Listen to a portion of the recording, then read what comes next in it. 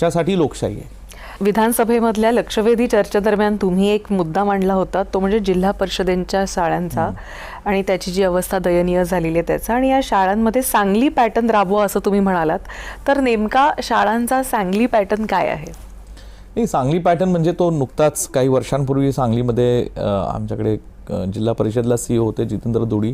त्यांनी एक खूप चांगले अधिकारी आहेत, त्यांनी आता पुण्याला कलेक्टर आहेत. त्यांनी एक मॉडेल स्कूलची संकल्पना राबवली. काय झालं, आता ग्रामीण भागात सुद्धा लोकांना खाजगी शाळा असतील, इंग्लिश मिडियमच्या स्कूल असतील, ह्याच्याकडे पालकांचा ओढा आहे आणि ते असणं स्वाभाविक आहे, त्यात काही दुमत नाही. पण जिल्हा परिषदची विद्यार्थी संख्या त्यामुळे दिवसेंदिवस घटत चालली आहे. आता का घटते त्याला एक कारण असं नाही आहे, त्याला अनेक कारण आहेत. त्याच्यावरही त्या दिवशी सभागृहात खूप चांगली चर्चा झाली. तिथल्या इमारतीच्या खोल्या, तिथले स्वच्छतागृह, तिथे असणाऱ्या सुविधा, तिथे असणारे शिक्षक, तिथे असणाऱ्या शिक्षणाची साधनं म्हणजे स्मार्ट TV किती आहे, लॅबोरेटरी किती, ग्रंथालय किती, क्रीडांगण कसं आहे, काही शाळांना कंपाऊंड वॉलही नसतं, असे अनेक प्रश्न आहेत. काही गुणवत्तेच्या बाबतीत आहेत. असे ह्या सगळ्या प्रश्नांवर लक्ष द्यायचं असेल तर मला वाटतं त्यावेळेस ती जिल्हा परिषदेने एक स्कीम राबवली की बाबा एक मॉडेल स्कूल अशी निवडायची प्रत्येक जिल्हा परिषद गटातली किंवा तालुक्यातली, आणि त्याच्यावर भर द्यायचा जिल्हा प्रशासनाने.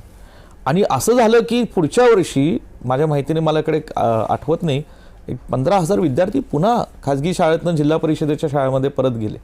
म्हणजे ही कल्पना फार चांगली महाराष्ट्रात राबवावी असं मला वाटतं, जेणेकरून पुन्हा शेवटी जो खरंच सर्वसामान्य गरीब माणूस आहे ना, त्याच्या लहान मुलांच्या शिक्षणाची जिल्हा परिषद शाळा ही अत्यंत चांगलं साधन असतं आणि त्याला ती सक्षम केली ना, पुढची पिढी अधिक चांगली घडेल असं मला वाटतं. त्याच अनुषंगाने मला विचारावं असं वाटतं की भारती विद्यापीठ हे सर्वात जुनं विद्यापीठ आहे. काही जुन्या विद्यापीठांमधलं one of the most prime ज्यांच्याकडे पाहिलं जायचं किंवा ज्याच्याकडे कल होता असं आहे, आजही आहे कल.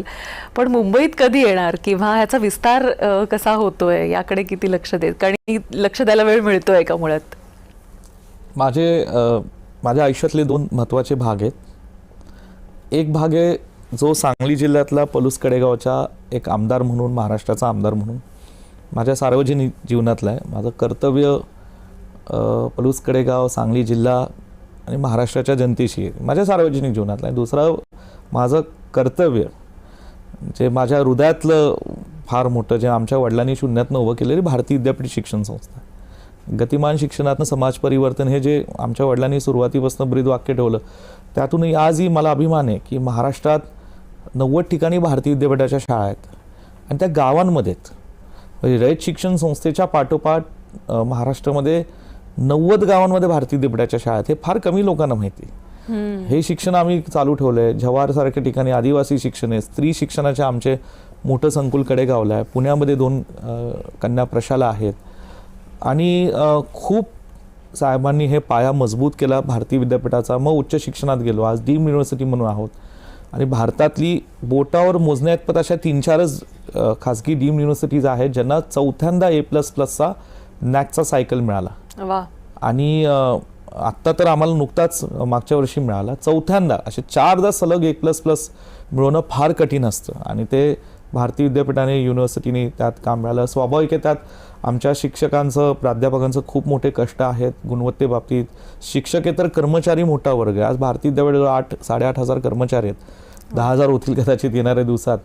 आणि संस्थेचा विस्तार मोठा आहे. नवी मुंबईला मोठे शैक्षणिक संकुलं आहेत. आता मेडिकल कॉलेजेस जवळ 2-3 आमचे झालेले, डेंटल कॉलेजेस आहेत. सगळं उच्च शिक्षणामध्ये गुणवत्तेच्या आधारे चांगल्या शिक्षण देण्याचं आमचं काम आम्ही करतोय. रिसर्च इनोव्हेशनवर भर दिला. मग पुण्यात असलो की मी एक कॉर्पोरेट लाईफ जगतो. सकाळी 10:30 ते रात्री संध्याकाळी 7-7:30 पर्यंत ऑफिसमध्ये काम असतं. वेगवेगळ्या कॅम्पसेसला जेव्हा वेळ असेल तेव्हा भेट देतो. प्राध्यापकांशी माझं कॉन्स्टंट इंटरॅक्शन असतं आणि म्हणून शिक्षणातले जे काही नवे बदल चालू आहेत, NEP आलंय, NAC आहे, NRF आहे, त्याच्यावरही भर देऊन आम्ही ते जागतिक बदलसुद्धा देशातल्या, महाराष्ट्रातल्या नवीन पिढीला, विद्यार्थ्यांना कसे देता येईल ह्याच्यावरही आता एक शिक्षण संस्था म्हणून आम्ही प्रामाणिकपणे भर देतोय. म्हणून मुंबईला सुद्धा येणाऱ्या काळात